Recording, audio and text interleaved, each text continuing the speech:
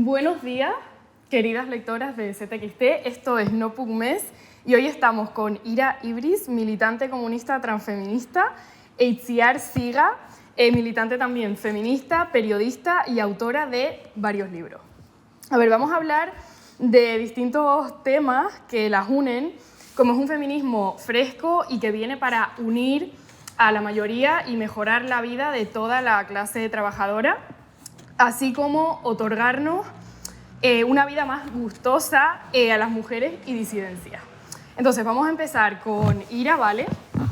Y a ver, la primera pregunta que tenemos es sobre ciertos términos que a mucha gente realmente le resultan confusos, ¿no? Como puede ser el marxismo y el universalismo. ¿Podrías explicar cómo definen tu militancia de manera que todos podamos entender qué ideas te bien? Hola, bueno, muy buenos días, es un placer estar aquí y también acompañada. En lo que respecta al marxismo, yo creo que lo más sencillo y a la vez lo más palmario que puedo decir es que es esa filosofía política que nos muestra que todo aquello que se nos presentaba como natural, inmutable, dado, en verdad está compuesto por relaciones sociales, históricas, en devenir, y por lo tanto pues no se trata solo de unas herramientas para analizar esa realidad que va más allá de su apariencia, sino también para transformarla, ¿no? Para poder transformarla radicalmente. Y respecto al universalismo, pues ciertamente es un término complejo, sobre todo porque las disidencias, las parias, sobre todo con la derrota de los proyectos socialistas del siglo XX, cogieron bastante miedo a este término, porque al final, como ya decía Judith Butler, de alguna manera el universal puede ser la propiedad parroquial de la hegemonía, de la cultura dominante, y por lo tanto podría ser un segundo nombre de prácticas violentas. Sin embargo, cuando hablamos del universal desde el marxismo, estamos hablando más bien de una autocrítica dinámica, es decir, Marx sostiene ya en los Grundis que el todo, o pensar el todo tal como aparece en el pensamiento, no deja de ser un producto de la mente que está pensando en ese universal y por lo tanto está condicionado históricamente. Y por ello propone, como siempre, un movimiento dialéctico entre lo concreto y lo abstracto, de tal manera que siempre está sospechando de que se deja subjetividades en ese universal. Y por lo tanto yo creo que desde un marxismo queer, como el que practico y teorizo, estaríamos hablando más de un universal que emana de los puntos de vista particulares que han sido subalternizados en el nombre del género humano universalista. Un poco en la misma línea de Monique Wittig, que ya supo entrever que en el punto de vista de los oprimidos estaba el germen de un verdadero punto de vista universal, uno que no sea, paradójicamente, particularista del poder. Y concluiría diciendo que al final es muy importante que no rechacemos esta política de todes, ¿no? Que diría Holly Lewis, porque precisamente es donde podemos incluir todas las perspectivas de los márgenes y no renunciar a que el mundo, la vida social es muchísimo más heterogénea y muchísimo más queer que lo que nos vende la hegemonía capitalista.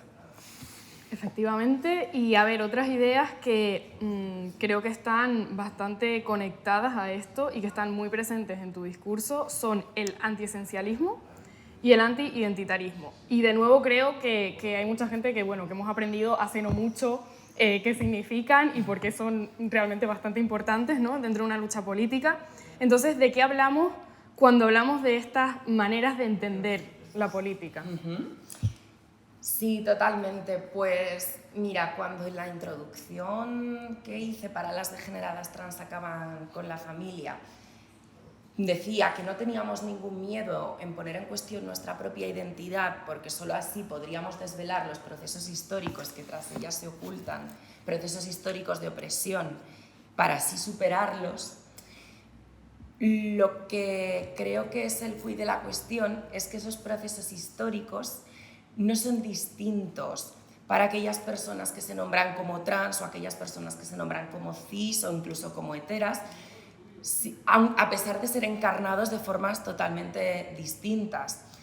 Al final, precisamente, proyectos transfeministas como la guerrilla trabolaca ya nos enseñaron la importancia de poner en el centro el proyecto político de transformación social por encima de la identidad, ¿no?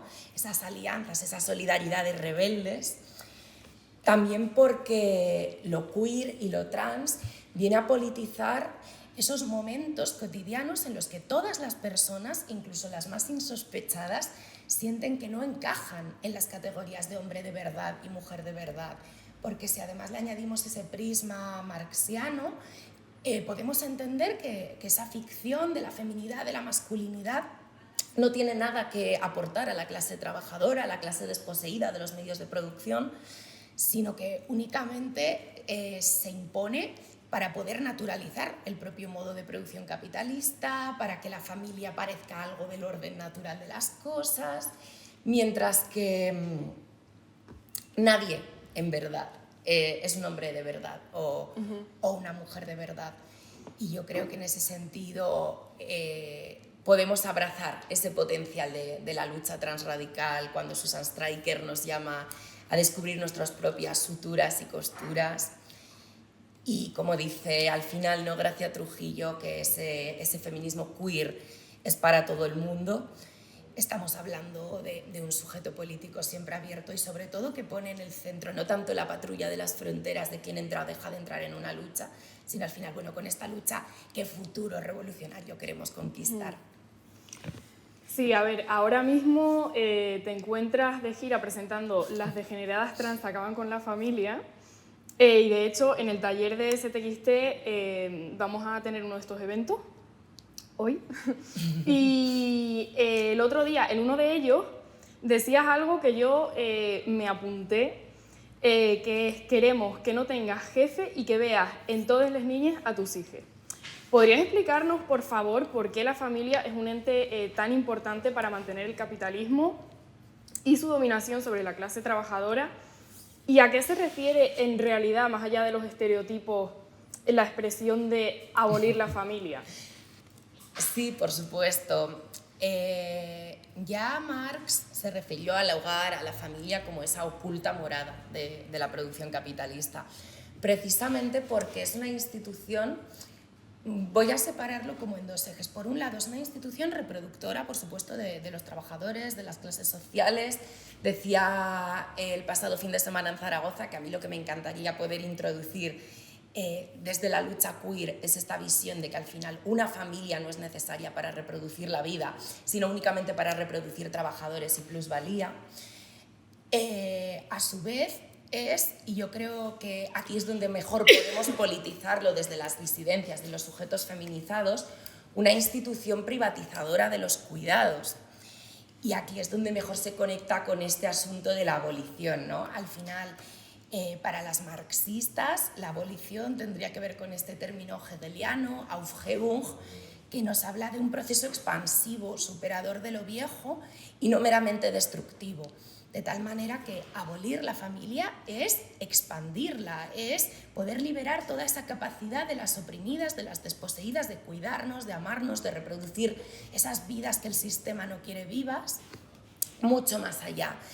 Y por lo tanto, la abolición de la familia sería, frente a una institución privatizadora de los cuidados, una comunización de esos cuidados que no va tan lejos de esa propuesta que ya en las huelgas feministas de 2018 ponían en el centro de si los cuidados feminizados sostienen la vida, ¿cómo podemos enfrentar un sistema que pone la acumulación frente a la vida? E incluso yo en Las degeneradas planteo un giro para el debate que estamos viviendo entre las luchas feministas y las luchas trans, en el que la llamada abolición del género, ¿no?, otra infame proposición, no pasaría tanto por patrullar violentamente las subjetividades o a personas vulnerables, sino por poner el cuidado en el centro, toda política que pone el cuidado en el centro, ya sean nuestras redes genealógicas de resistencia contra el SIDA, los hoteles ocupados donde cuidamos de personas refugiadas, esas redes de apoyo durante la pandemia del COVID-19, para mí tienen mucho más de políticas abolicionistas del género que cualquier actitud violenta que pueda hacerse en el nombre del feminismo. Totalmente. A ver, y además, que algo que me gustaría como que entendiéramos un poco es que realmente la idea de abolir la familia no se refiere a obligar a nadie a nada, es todo lo contrario. Todo lo contrario. Porque realmente el problema es que ahora estamos obligadas a depender de qué familia tenemos. Absolutamente. Y la idea es precisamente que eso no sea así, que seamos libres de tener o no familia o el tipo de familia que nos dé la gana y precisamente tener esa libertad, ¿no? Totalmente. Tanto que se habla de la libertad. De hecho, Michelle O'Brien, que es una mujer transmarxista neoyorquina, yo creo que define la abolición de la familia de la manera más sucinta posible, que es que ninguna persona esté atada violentamente a otra. Y al final es de lo que estamos hablando. Y también dice precisamente en uno de los textos en Comunizando los cuidados de Degeneradas, al final todas aquellas familias que ya son más amorosas, que mejor cuidan de sus criaturas, son las más susceptibles a su autoabolición. Efectivamente. A ver, en el ensayo de Bryn Housel titulado ¿Qué es eso de la solidaridad?, Bryn nos habla de la figura de Mark Ashton, militante gay comunista y miembro de LGSM, el colectivo de gays y lesbianas apoyan a los mineros. El apoyo incondicional, escribe, de LGSM a los mineros en huelga y sus familias en la Gran Bretaña de Thatcher demostró, como tantas otras historias de alianzas, algo tan básico como que unidos somos más fuertes y que no es necesario compartir la misma identidad o contexto social para luchar hombro con hombro por un mundo justo. Dice que debemos abandonar el identitarismo de una vez por todas y aglutinarnos frente a nuestro enemigo común, articulando un sujeto político revolucionario basado en la solidaridad de clase. Ira, ¿puedes explicarnos por qué es tan importante una lucha que tenga este orden de prioridades?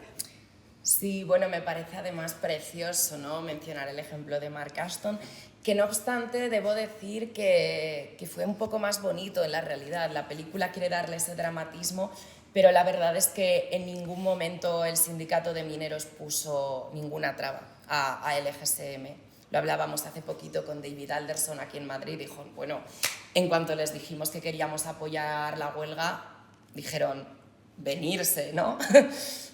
Pero sí, yo creo que además brinda con claves súper interesantes en su texto, junto con ese meme que pone de si el género es lo que tengo bajo las piernas, mis genitales son solidaridad de clase.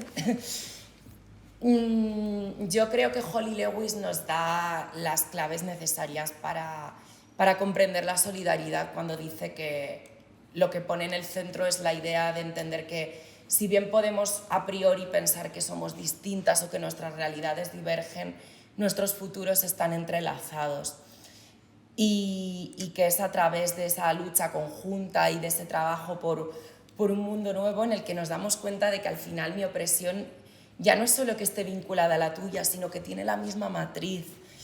E incluso yo recuerdo cuando hace un año en unas jornadas feministas que estaba tan caldeado todo el ambiente con el feminismo transexcluyente, me preguntaron qué podíamos hacer para salir de esta quiebra.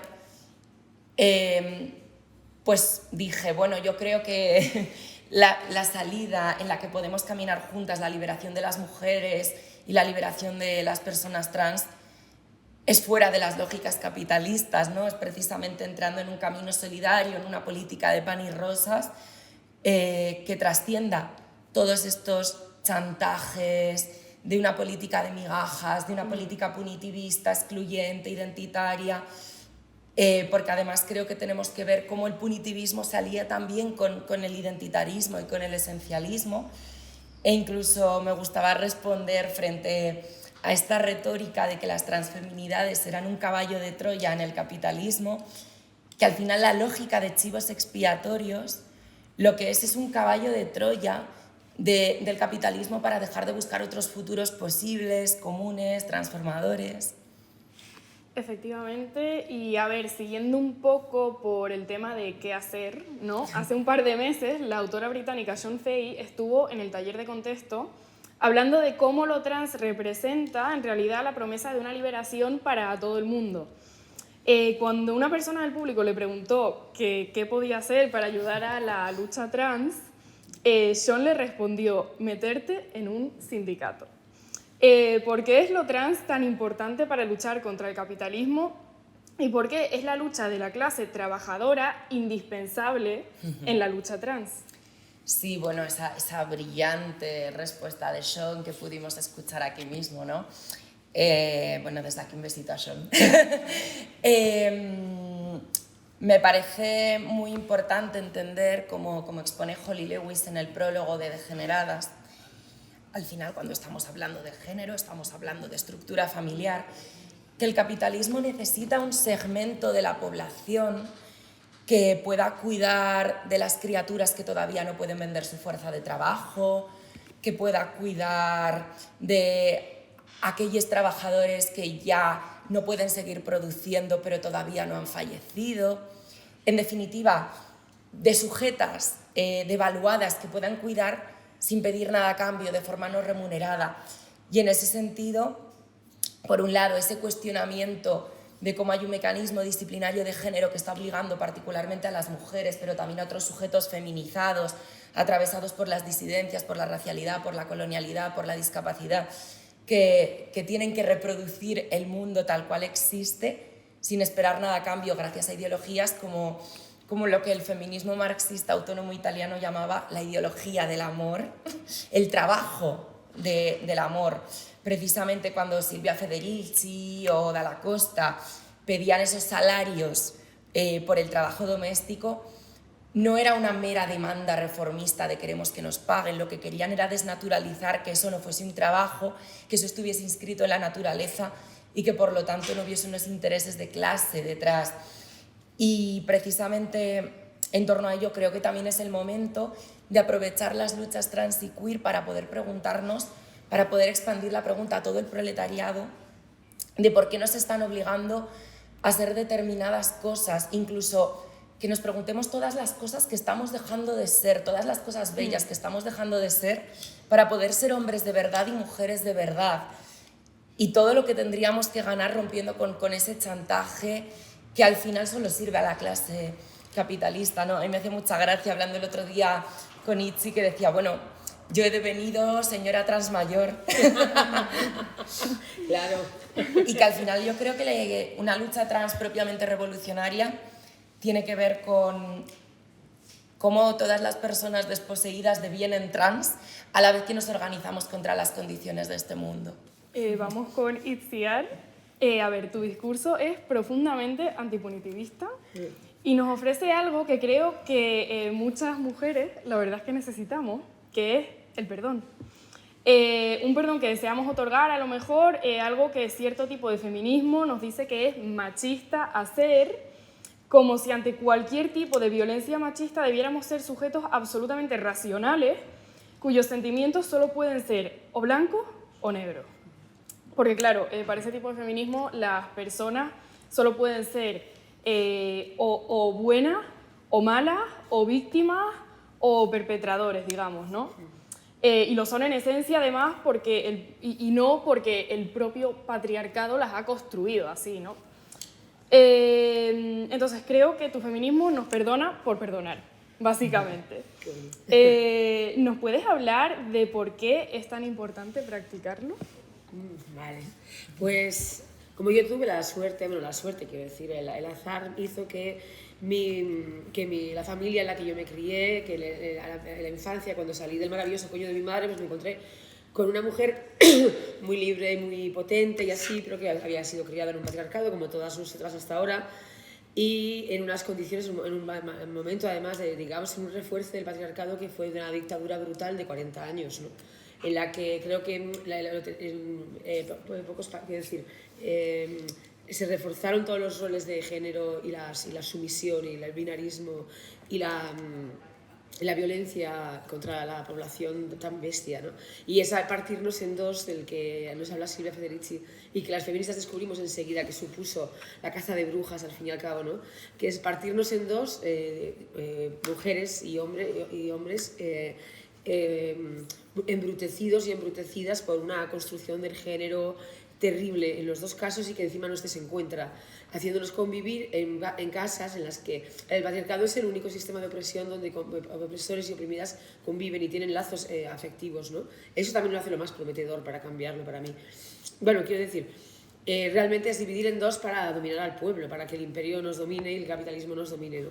En ese sentido, bueno, pues yo me encontré con una madre que se casó enamoradísima de un hombre, que era mi padre, que había sido educado en ese mismo embrutecimiento, y que resultó ser un macho violento. No era solo un macho violento, era un tío que, bueno, también era un tío, era marxista, y era un tío que profundamente anti-homófobo, por ejemplo, y tenía sus sueños, tenía sus deseos, y bueno, de alguna forma lo pude observar desde muy pequeña, porque vi la violencia brutal de mi padre contra mi madre, y vi mi primera observación del patriarcado y del mundo era allí, ¿no? Entonces, más allá, por supuesto, de lo terrible que es ver a tu padre pegándole palizas a tu madre, el miedo atroz a que ella muera en cualquier golpe, y saber que no podéis hacer nada por evitarlo, porque ni ella puede escapar de ahí, ni podía separarse porque no existía ni siquiera el divorcio, y porque no puedes, ni mi padre siquiera tenía la clave, él no era feliz siendo maltratador, eso lo supe porque él lo veía, y porque un día, después de que le pagase una paliza a mi madre, entré en la habitación porque quería hablar con él, y yo era muy pequeña, pero lo recuerdo verlo desolado.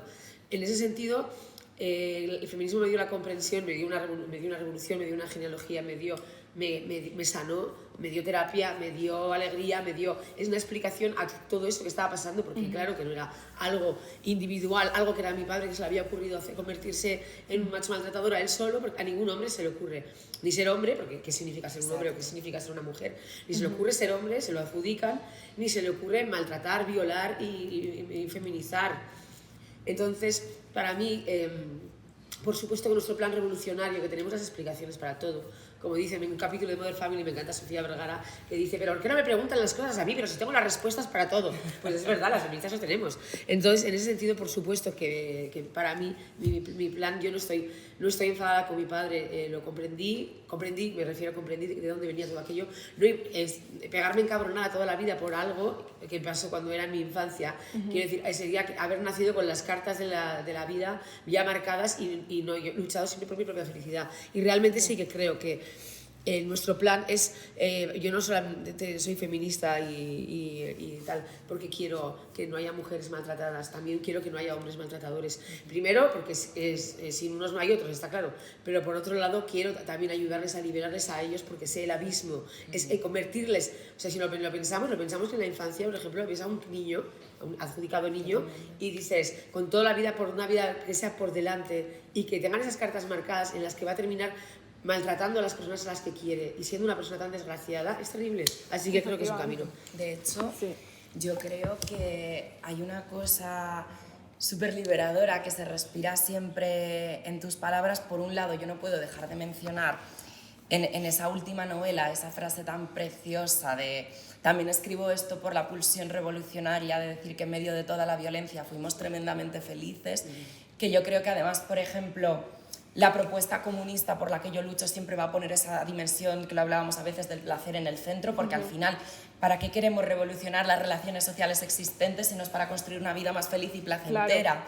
Claro. Y luego también creo que nos abre la puerta a una reflexión que, si bien igual es un poco arriesgada en los tiempos que corren, creo que cada vez es más necesaria, que es que yo creo que estamos cerrando, o por lo menos quedándonos un poco en la superficie, cuando planteamos el debate transexcluyente como la necesidad de redimir a las mujeres trans de la categoría hombre, y creo que estamos también teniendo una lógica de pocas miras si vemos que el problema en el fondo nunca fue un feminismo excluyente con las mujeres trans, sino un feminismo esencialista de los hombres.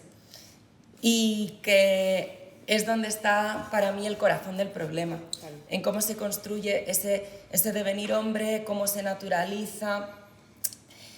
Y precisamente por eso creo, y me parece muy curioso, lo hablaba con un compañero hace un par de días, porque hemos ido viendo cómo las criaturas a las que se les ha asignado el destino niño, en este momento se sienten profundamente desdichadas.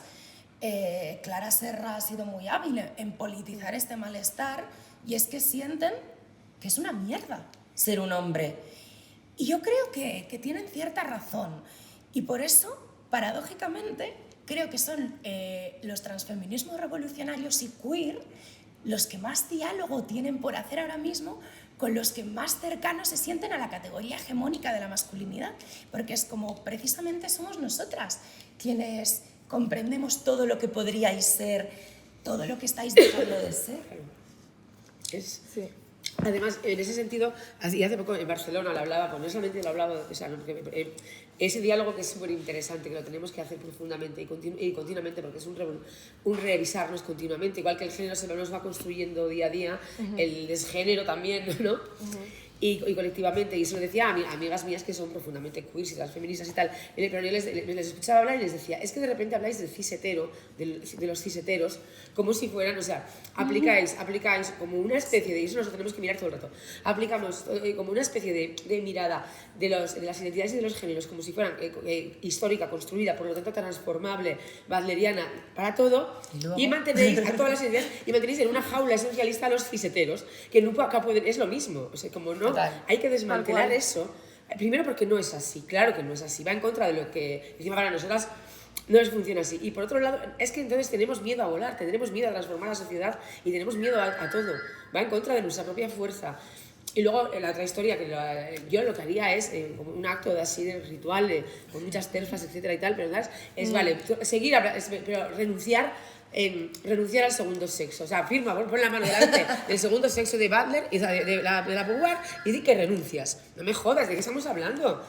Siempre hemos tenido diálogos intelectuales muy profundos porque tenemos... De hecho, yo creo que incluso estaríamos politizando de forma errónea todas las violencias disciplinarias de la LGTBI-fobia, en tanto precisamente un término que yo creo que estamos poniendo muy poco sobre la mesa y que quien mejor lo ha trabajado probablemente sean los hombres que pertenecieron al movimiento de la insumisión militar, por esta idea de, bueno, al final devenir hombre es prácticamente lo mismo que... es una mili, es un servicio en el que te conviertes en una persona violenta para los intereses de alguien poderoso que no tiene nada que ver con tus intereses de clase.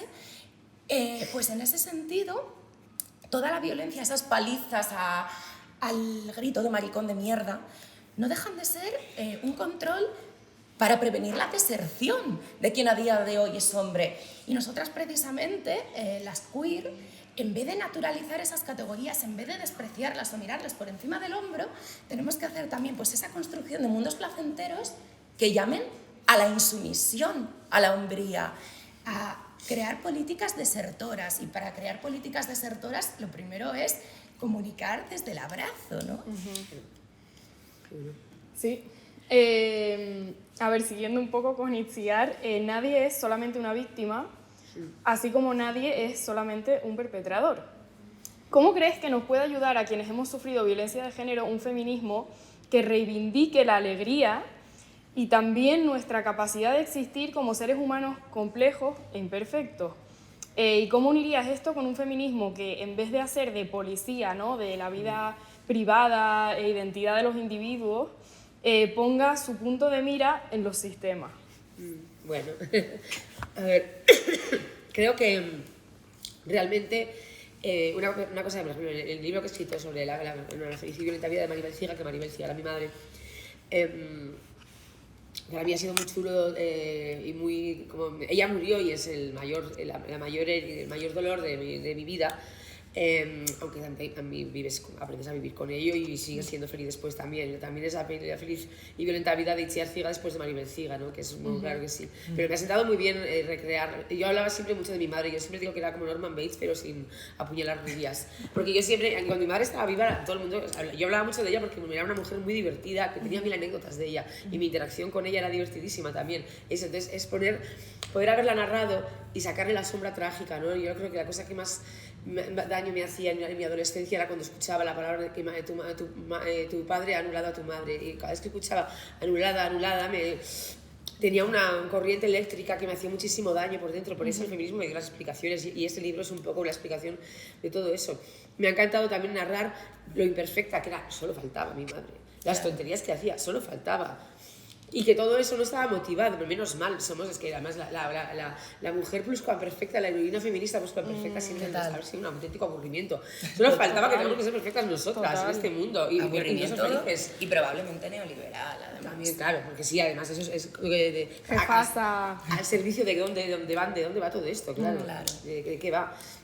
Y en ese sentido sí que creo que sabemos que no funcionamos así. Si miramos con la complejidad de cualquier ser humano, por supuesto, no funcionamos, no es algo unidireccional, no hay algo que te marque y que sea lo único que has vivido y no te comportas, porque si no para empezar, no sé qué decir, es que si miramos el cine que nos interesa o la literatura que nos interesa, los personajes que son construidos con una sola dimensión no le interesan a nadie, no van a ningún lado, la vida tampoco es así. Nada, entonces creo que realmente sí que encontramos mucha más fuerza, aparte de verdad, encontramos mucha más fuerza pudiendo explicarnos desde todos esos puntos de vista sin entender que, porque también es eso, si la violencia machista que tú no has elegido, pero tampoco o sea, que está quiero decir, el feminicidio es la primera causa de muerte en las mujeres de todo el mundo entre los 14 y los 44 años. A ver, chao, nenas, es que es como... Es algo que hay que afrontar esta historia y realmente esas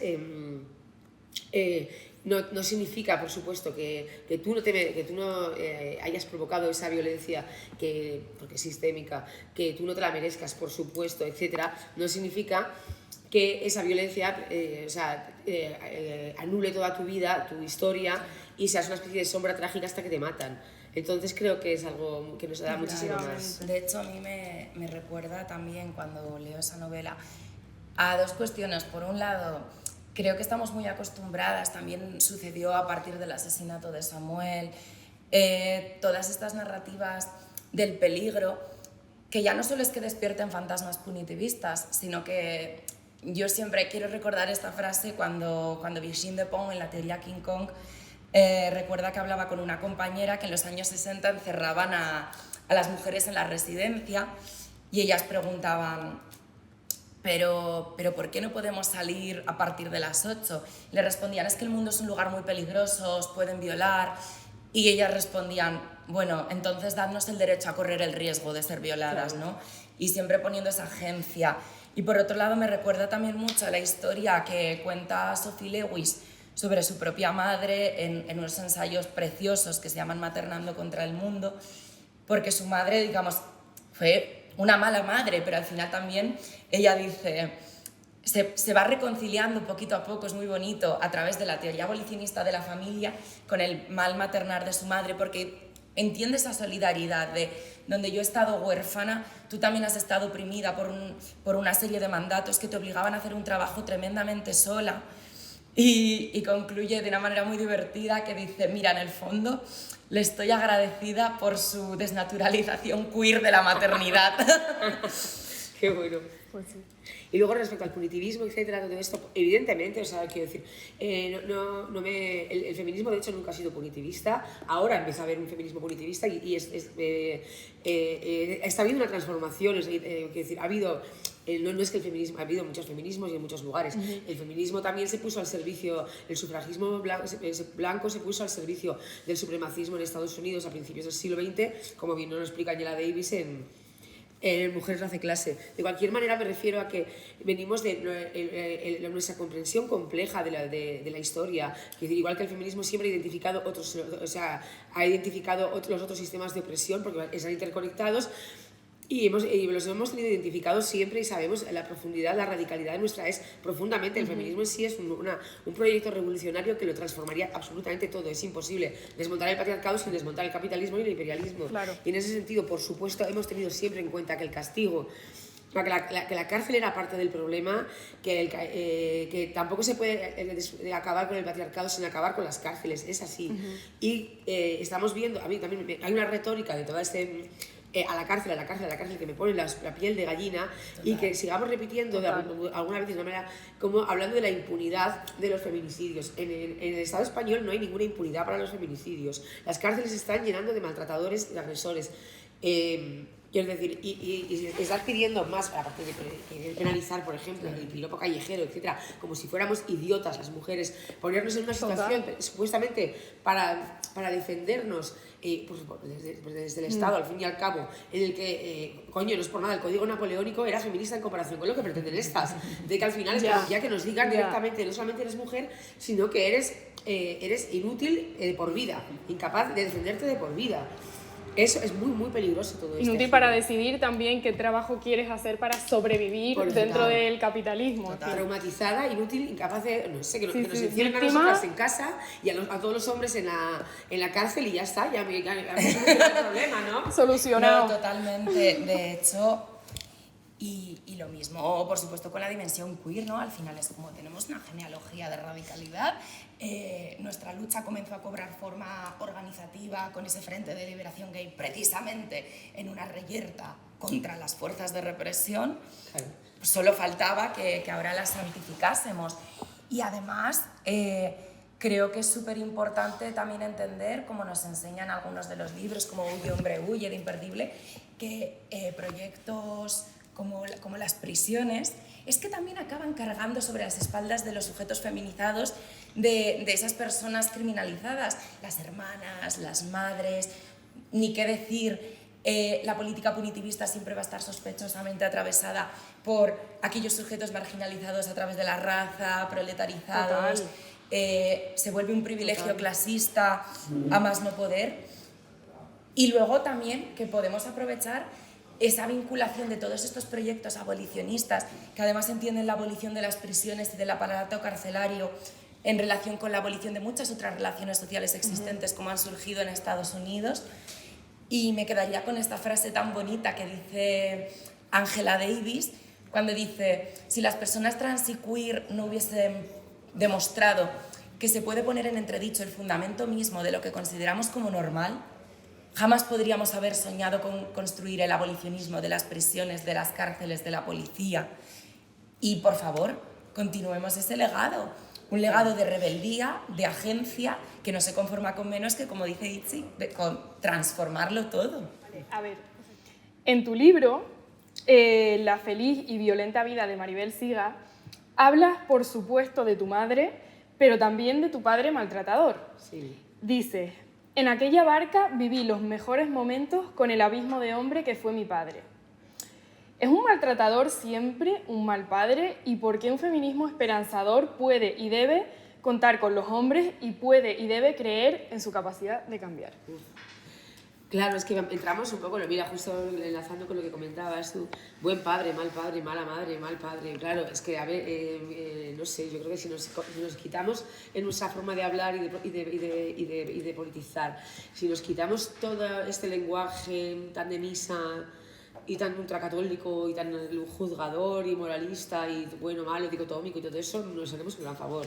Buen padre, o sea, una cosa, por supuesto, porque al final termina confundiendo todo, que en cuestiones legales, cuando un hombre ha sido condenado por violencia machista, debería vigilarse mucho que tenga acceso a estar con sus criaturas.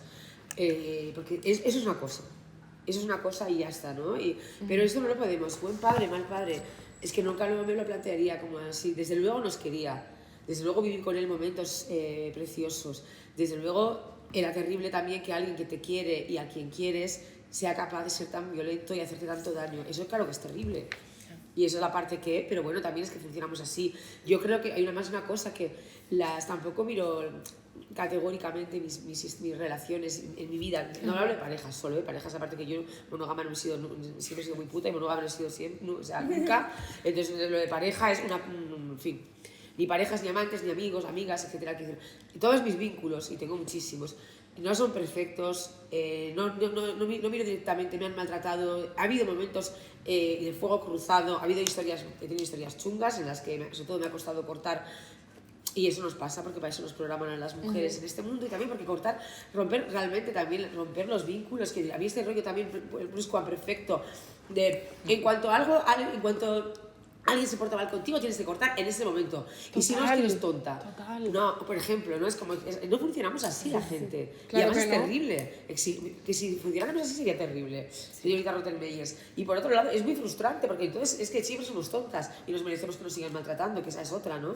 Ahí también los vínculos, o sea, yo he tenido 1000 despedidas en mi vida, broncas, a veces no me he portado bien yo, o no he sabido comprender lo que estaba pasando, o sea, es mucho más ligero, vas más ligera por la vida, cuando también te van pasando esas cosas y te vas exigiendo a ti misma esa perfección, también el dolor de perder a alguien, porque deja de ser tu amiga, tu amigo, o porque ya no quiere ser tu pareja, o lo que sea, también se supera, se acepta, que también esa es otra aceptación, que es una forma de libertad preciosa. Entonces ahí, esto me ha ayudado mogollón, como en la escuela de la vida, para ser más feliz también, ¿no? Y para no sentirme, para que la frustración, para darme cuenta que la frustración también pasa, ¿no? Y que no es frustración y que aprendes de ella todo esto, más ligera. Y en ese sentido, claro que creo que, por supuesto, primero que nuestro plan siempre fue que el feminismo, o sea, que nuestro plan siempre fue desgenerar el mundo, rehorizontalizarlo, acabar con las relaciones de poder y con las oligarquías radicalmente y por supuesto y con la identificación entre hombres y mujeres y todo esto, con el binarismo y por supuesto ahí están ellos que serán como quieran ser. Claro. Está claro, ¿no? Y además también decir en ese sentido, que también es algo que me pone de los putos nervios, el rollo de que hombres, igual que buen padre, mal padre. Hombre feminista, o digamos cisetero, que me encanta el cisetero. Los ciseteros como si fueran el líquido azul de las anuncios de compresas, de verdad. Total. Luego me encanta colegas mías que tengo, que cuando yo les meto caña con esto, y hablan así, luego adoran a sus padres. Muchas de ellas tienen, pero todas queremos a nuestros padres. O sean peores padres o y ya está. Pero luego tienen muchas de ellas unos padres que son maravillosos. Y es, joder, me parece mentira que, o sea, es como, ¿y tu padre qué es? No es tu padre, no es un fisetero. Claro, total. Yo qué sé. Es como, y ahí es como si no tuvieran relación con ciseteros. Por mucho que en vuestros fiestas solo dejéis que vayan mujeres bolleras y trans, que con eso también me descojono mucho. Fíjate, sí, bueno. Últimamente está viendo una nueva fórmula que me parece súper chula, que es la de todas las personas bienvenidas, pero no todas las actitudes. Claro. Muy bien, es que es eso. Claro. En realidad es eso. Pero a ver, han salido ahora una serie de rollitos, de actitudes, de películas, como la de Promising Young Woman, por ejemplo, ¿no? Bueno, básicamente, muy resumido, una amiga de la protagonista fue violada y luego, si mal no recuerdo, se suicidó en consecuencia de esa violación. Toda la peli va de esta mujer vengándose de ese hombre. Y es como, a ver, si tu actitud, si tu reacción ante el capitalismo es vengarte de, personalmente, un individuo, tu maltratador, incluso de la clase capitalista, incluso tu casero, tu jefe, tu casero tendrá hijos, ¿no? Claro. Que van a heredar eso. ¿Qué más te da ir a por una persona y vengarte cuando lo que tienes que hacer es expropiar a esa persona? Creo que también ¿no? Es como muy importante entender ese punto de que por mucho que sea legítimo, por mucho que podamos comprender y acuerpar esa sed de venganza, la venganza no es un punto de partida para ninguna política revolucionaria. Va a caer en chivos expiatorios, el punitivismo siempre va a buscar más sanar procesos psicológicos pero sin trastocar las relaciones existentes y de hecho me gusta muchísimo también darle todos esos matices a la paternidad en tanto la familia precisamente por lo que funciona es porque no es solo terrible. Dice Michelle O'Brien, lo que la caracteriza es esa unión entre cuidados y afectos y dependencia y por lo tanto violencia. Y por lo tanto, toda mirada reduccionista, venga de donde venga, no nos va a ayudar a construir personas y narrativas emancipadas. De hecho, yo, justo antes de terminar, quiero preguntarle a Itziar, porque yo un poco puedo dar el punto de vista de las luchas trans y queer. Tú, una demanda como la abolición de la familia, ¿qué crees que puede aportar a las mujeres, a ti misma, a las mujeres que han convivido con la violencia machista? y sobre todo de cara a una política, como decimos, ¿no? de agencia y de esperanza. Sí, bueno, yo no sé, la abolición, aunque entiendo perfectamente el sentido de tal, pero más que de abolición hablaría de purificación o de horizontalización de la familia, quiero decir, en realidad porque no es desde ahí. En ese sentido, y voy a contestar, o sea, quiero decir, a mi manera, tú me preguntas una cosa que contesto lo mismo del coño. No, pero a mí, por ejemplo, mis amigas trans me han enseñado muchísimo, me han enseñado una cosa que hace poco lo pensaba. Me han enseñado con respecto a sus familias algo precioso. Que yo recuerdo cuando veía que, a ver, las familias... Las familias de todas mis amigas trans que tienen más o menos mi edad o mayores y que tuvieron que pirarse de casa, y amigos trans que tuvieron que pirarse de casa con 13, 14 años para que no les matasen y para que poder ser posibles.